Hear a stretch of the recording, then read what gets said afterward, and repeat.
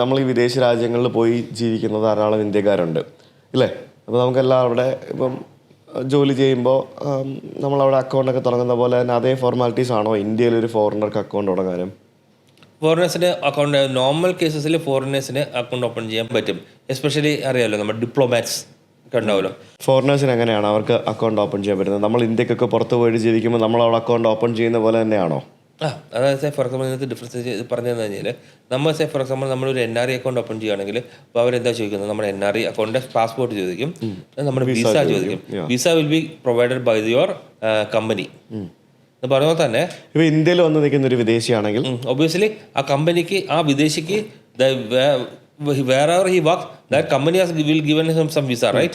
So obviously he has to provide that thing with the company declaration. Okay, അതിന് he can open an account. ശരി.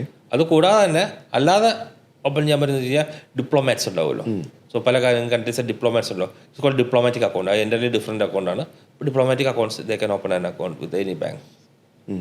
അപ്പോൾ അതിന് വെച്ച് കഴിഞ്ഞാൽ കുറച്ച് ഹയർ ലിമിറ്റ്, ട്രാൻസാക്ഷൻ ലിമിറ്റും കാര്യങ്ങളൊക്കെ ഉള്ള കുറച്ച് പ്രീമിയം ഫെസിലിറ്റീസ് ഒക്കെ പ്രൊവൈഡ് ചെയ്യുന്ന അക്കൗണ്ട് ആയിരിക്കും ഡിപ്ലോമാറ്റിക് അക്കൗണ്ട് എന്ന് പറഞ്ഞ് വരുന്നത്.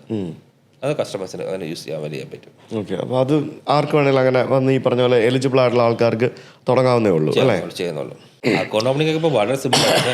ഒരു മണിക്ക് പണ്ടൊക്കെ എന്നുണ്ടെങ്കിൽ ഫോം കൊടുത്തു കഴിഞ്ഞാൽ ഒരു ദിവസം 2 ദിവസം 3 ദിവസം ഒരു അക്കൗണ്ട് തുടങ്ങണേ എത്ര ദിവസം വേണമായിരുന്നു. ഇപ്പോൾ അതുകൊണ്ട് ആപ്പ് എടുത്ത് ഡൗൺലോഡ് ചെയ്ത് കഴിഞ്ഞ് 2 സാധനങ്ങൾ കൊടുത്ത് KYC ചെയ്ത് കഴിഞ്ഞാൽ അക്കൗണ്ട് ആയില്ലേ, ഓപ്പൺ ആയില്ലേ? പിന്നെ എയർ ഡിലേ മാത്രമേ ഉള്ളൂ. ഇപ്പോൾ നിങ്ങളുടെ കാർഡ് വരുന്നുണ്ടെങ്കിൽ ആ പോസ്റ്റൽ ഡിലേ മാത്രമേ വരുന്നുള്ളൂ.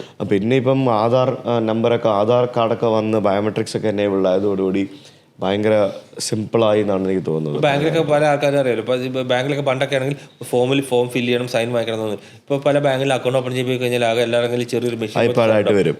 ഐപാഡ് ചെറിയ അതിനകത്ത് അറ്റാച്ച് ചെയ്ത ചെറിയ മെഷീൻ ഉണ്ടാവും. ആ മെഷീനകത്ത് നമ്മുടെ ഫിംഗർ വെച്ച് കഴിഞ്ഞാൽ നമ്മൾ ബയോമെട്രിക്സ് എടുത്ത് കഴിഞ്ഞാൽ ഓട്ടോമാറ്റിക്കലി ആധാർ ക്യാപ്ചർ ആയി കഴിഞ്ഞു, നമ്മൾ ഫുൾ KYC ഡീറ്റെയിൽസ് കിട്ടിക്കഴിഞ്ഞു. പിന്നെ ടപ്പേ അക്കൗണ്ട് ഓപ്പൺ. പിന്നെ പ്രത്യേകിച്ച് അതിനകത്ത് രജിസ്റ്റർഡ് മൊബൈൽ നമ്പർ, നമ്മുടെ കാര്യങ്ങളെല്ലാം പാൻ കാർഡ്, ആധാർ കാർഡ് എല്ലാം ലിങ്ക്ഡ് ആണ്. പാനും ആധാർ ലിങ്ക്ഡ് ആണ്. ഒബ്വിയസ്ലി രണ്ടും ഫെച്ച് ആയി കഴിഞ്ഞു. പിന്നെ നമ്മുടെ പേഴ്സണൽ ഡീറ്റെയിൽസ് എല്ലാം ഫിച്ച് ആയി കഴിഞ്ഞു. പിന്നെ ബേസിക് ഡീറ്റെയിൽസ് മൊബൈൽ നമ്പർ അതിനകത്ത് ഓൾറെഡി ആധാറിൽ മൊബൈൽ നമ്പർ ലിങ്ക്ഡ് ആണ് വേണം. പിന്നെ അഡീഷണൽ ഇമെയിൽ ID കൊടുക്കുക. പിന്നെ നമ്മുടെ അച്ഛൻ അമ്മയുടെ കുറച്ച് ബേസിക് ഡീറ്റെയിൽസ് കൊടുക്കുക, അക്കൗണ്ട് ഓപ്പൺ ആയി.